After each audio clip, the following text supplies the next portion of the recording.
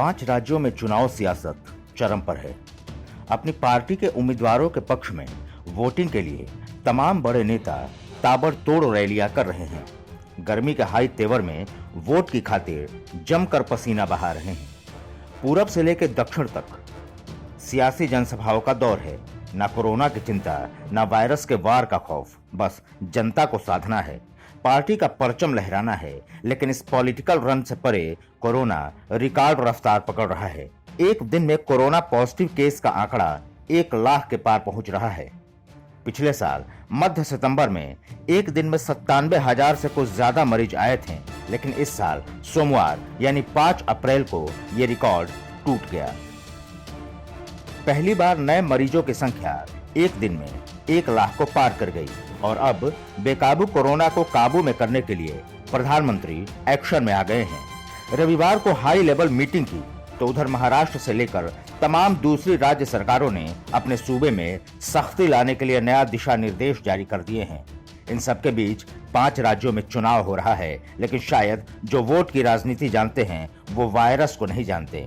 वो तो हाथी के दांत खाने के और दिखाने के लिए कुछ और की कहावत पर अमल करते हैं। तभी तो कोरोना की दूसरी लहर से देश हलकान है। कोरोना का पीक पॉइंट अभी बाकी है। जिस रफ्तार से नए मरीजों की संख्या में बढ़ोतरी हो रही है, उससे तो यही कहा जा सकता है कि दूसरी लहर में एक दिन में 1.5 लाख नए मरीज का भी रिकॉर्ड बन सकता है। लेकिन हमारे सियासतदानों की बात ही अलग है। कहते हैं कि वे जनता की सेवा करने के लिए राजनीति में आते हैं, लेकिन कोरोना काल में जिस विपरीत हालात से देश गुजर रहा है, वैसे में देश की जनता की जान से खिलवाड़ कर चुनाव कराना क्या जायज है? ये सबसे बड़ा सवाल है, क्योंकि आंकड़े तस्दीक दे रहे हैं।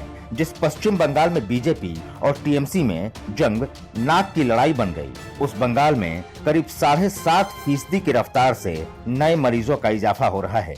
केरल के हालात पहले से ही पस्त हैं।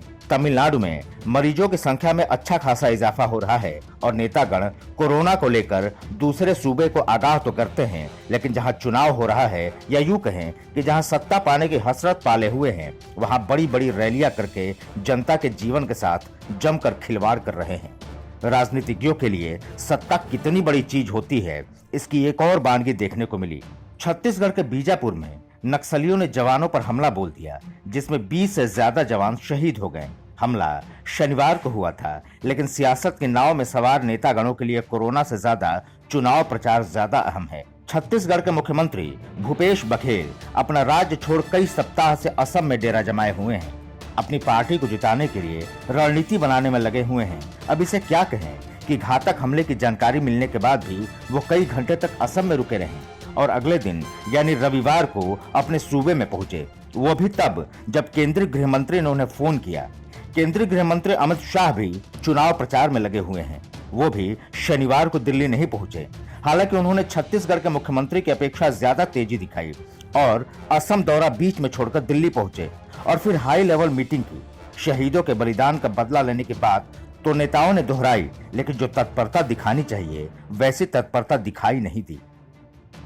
जब चुनाव होता है, वोट का खेल होता है, तब जनता के सबसे बड़े हितैषी बनते हैं। बड़े बड़े वादे, बड़े बड़े दावे करते हैं, लेकिन इसमें कितनी सच्चाई है ये समझा जा सकता है।